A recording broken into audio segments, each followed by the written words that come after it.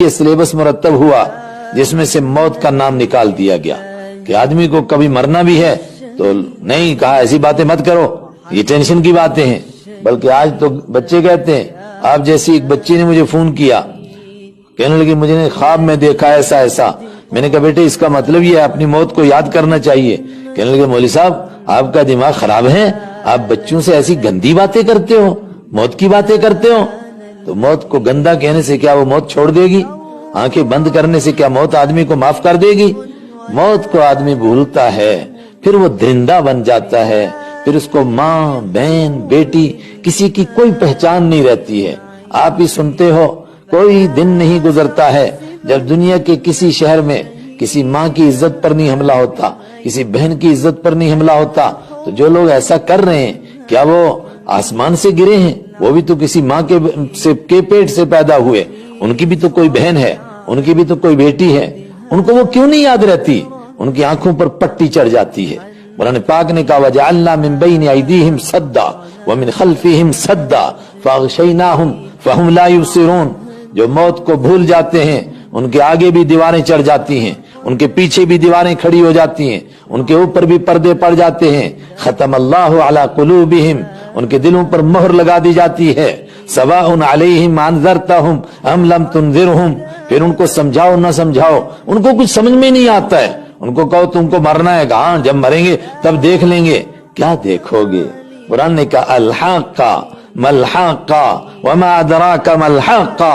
لوگوں ٹھیک ہے آپ نے جتنے سبجیکٹ پڑھے ہیں، آپ کے پاس جو بھی سلیبس کے اندر سبجیکٹ ہیں، ٹھیک ہے اچھی باتیں ہیں وہ پڑھی آپ نے۔ قرآن نے کہا ایک بات سنو، ایک ہے جو سچی بات ہے جس میں جھوٹ نہیں ہو سکتا ہے، جو بالکل پکی بات ہے، الحاقہ سچ میں ہونے والی، ملحاقہ معلوم ہے کیا ہے سچ میں ہونے والی، وما ادراک ملحاقہ تم کو معلوم ہے وہ سچ مچ ہونے والی کیا ہے؟ وہ موت ہے۔ جب انسان اس کو بھول جاتا ہے تو کیا ہوتا ہے؟ کذبت ثمود وعاد بالقارعہ، ایک دنیا میں قوم گزری اس کا نام تھا سمود۔ اگر آپ نے ہسٹری پڑھی ہے تو یہ گلف کے اندر قوم تھی، اور جب سعودی سے خیبر سے ہوتے ہوئے سیریا جاتے ہیں تو خیبر کے بعد یہ قوم آتی ہے، اور آج دنیا میں 6000 سال پرانی بلڈنگیں، یہ 6 دنیا کی پرانی بلڈنگیں ہیں، ان میں سے پہلے نمبر کی ان کی ہے، ابھی تک ان کے کھنڈرات موجود ہیں۔ یہ قوم سمود تھی، ان کو بھی موت بھول گئی۔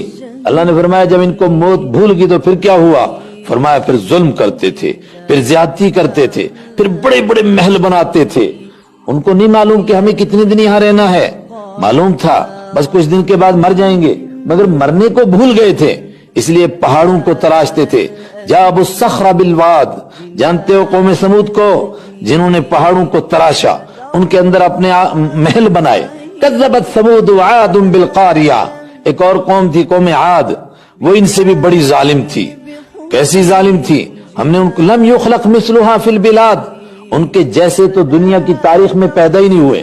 قوم عاد اور قوم سمود، لوگ تو کہتے ہیں نہیں پانڈو اور کورو، اور پھر اگر آپ نے پیچھے کی ہسٹری پڑھی ہوگی تو ہمارے ملک کے جو داڑو اور دھرپا اور دراوڑ یہ بڑے طاقتور لوگ تھے۔ قرآن نے کہا نہیں، لم یخلق مثلها فی البلاد، ان کے جیسے تو پیدا ہی نہیں ہوئے۔ وہ بڑے بڑے درختوں کو ایسے کھینچ لیتے تھے۔ ان سے کہا گیا خدا سے ڈرو، کہنے لگے من اشد منا قوہ، ہم سے بڑا بھی کوئی طاقتور خدا ہے کہ ہم کو مار دے گا؟ فرمایا جب آدمی موت کو بھولتا ہے پھر یہ اس طرح کا درندہ ہو جاتا ہے، پھر اس کو کچھ سمجھ میں نہیں آتا ہے، پھر وہ پاگل ہوتا ہے۔ فَإِذَا بَطَشْتُمْ بَطَشْتُمْ جَبَّارِينَ، پھر اگر معمولی سی بات کے اوپر اس قوم عاد کی کسی کے ساتھ ٹینشن اور جھگڑا ہوتا تھا تو اس کی گردنوں کو یوں مروڑ کے نکال دیتے تھے۔ ان کو ترس نہیں آتا تھا۔ ایجپٹ کا بادشاہ فرعون، مصر کا بادشاہ ایک انسان تھا، انسان کے دنیا میں آیا تھا، ایک عورت کے پیٹ سے پیدا ہوا تھا، لیکن جب وہ موت کو بھول گیا اس کے سامنے ہزاروں بچوں کو ماں کی گود سے چھینا جاتا تھا، ان کو ذبح کیا جاتا تھا، اس کو کوئی دکھ نہیں ہوتا تھا۔ کیوں؟ اپنے مرنے کو بھول گیا۔ قرآن پاک نے کہا جو اپنے مرنے کو بھولتا ہے وہ فرعون بنتا ہے، وہ قارون بنتا ہے، وہ نمرود بنتا ہے، وہ قوم عاد کے جیسا بنتا ہے، وہ قوم سمود کے جیسا بنتا ہے۔ اس دور کی سب سے بڑی بدبختی ہے کہ وہ 1740 میں اس نے سلیبس سے موت کو نکال دیا، آخرت کے کنسپٹ کو نکال دیا، खुदा की अदालत के तस्वुर को निकाल दिया। मरना है, कहीं जाना है, उन्होंने कहा कुछ नहीं, ऐशे दुनिया कोश के आलम दीगर नेस्त, मजे मारो, इसके बाद कुछ भी नहीं होने वाला, जो करना है इधर ही कर लो। उसकी वजह से क्या हुआ वो मेरे और आपके सामने है। आज जो हम पढ़ रहे हैं, मैंने कहा आपके टीचर आपको सब कुछ सुनाते, मैं ये भूला हुआ सबक आपको याद दिला रहा हूं। आप ही की तरह हमारी बच्चियां हैं। मैं ये बताने के लिए आया, हमको अपनी मौत भी याद करनी है, और मौत को याद करने का मतलब हमको सोचना है एक दिन हमको मरना है। 100 साल जिंदगी हुई फिर भी मरेंगे, 1000 साल जिंदगी हुई फिर भी मरेंगे। और मरना मसला नहीं है, मर के खत्म नहीं होंगे, फिर जिंदा होंगे। ये कोई मसला था। अगर आपको कुरान पढ़ना नसीब होगा, आप देखेंगे कि कुरान इतनी ताकत से बयान कर रहा है तुमको मरना है। तो आदमी सोचता है तो हर बंदे को मालूम है मरना है, हिंदू भी मानता है मरना है, सिख मानता है मरना है, जूस मानता है मरना है, क्रिश्चियन मानता है मरना है। तो इसको समझाना क्यों था? इसलिए कि मरने के जैसे काम नहीं कर रहे थे।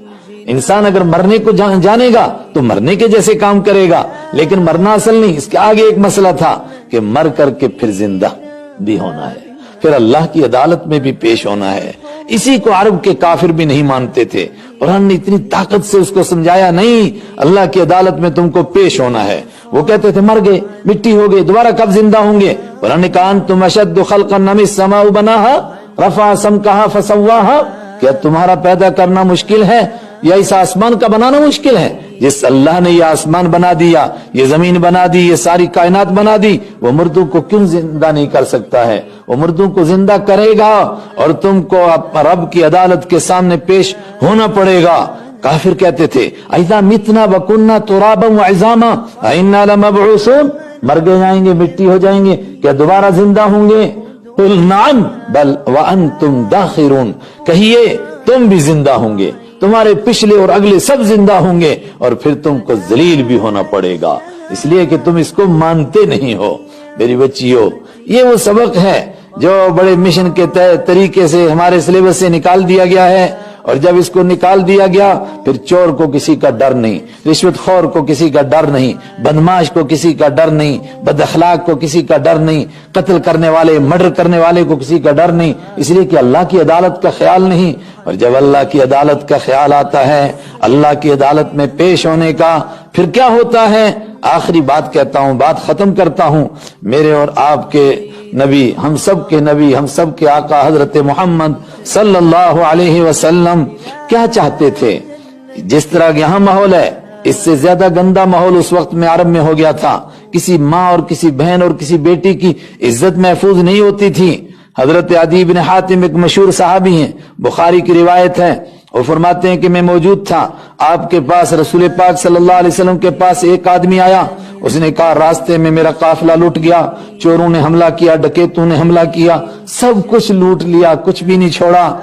एक दूसरा आदमी आया, उसने कहा कि हमारे इलाके के अंदर भूख मरी है, कुछ खाने के लिए नहीं है, इस साल गल्ला नहीं पैदा हुआ, भूख से मर रहे हैं। एक और ने इसी तरह की शिकायत की। आपने कहा, हजरत आदि कहते हैं मुझसे फरमाया कि आदि मैं यही चाहता हूं कि दुनिया में अमन आए। और किस तरह आएगा? जब इंसानों को मौत याद होगी, आखिरत का डर होगा, अल्लाह की अदालत की फिक्र होगी। फिर फरमाया क्या होगा? कहा आदि अगर तू जिंदा रहा, इंतालत बिकल हयात, अगर जिंदगी ने तेरा साथ दिया तो तू देखेगा इराक का एक शहर है हीरा। आपने कहा जानते हो हीरा को? कहा जानता हूं। कहा हीरा से एक औरत चलेगी, ऊंट के ऊपर बैठेगी और जेवर में लदी हुई होगी, और वहां से सफर करके काबा तक जाएगी, अल्लाह के घर का तवाफ करेगी, उम्रा करेगी और वापस जाएगी, मगर उसको कभी ख्याल भी नहीं होगा कि रास्ते में कोई मुझे तंग तो नहीं करेगा, इसलिए कि सब अल्लाह से डरने वाले पैदा हो जाएंगे।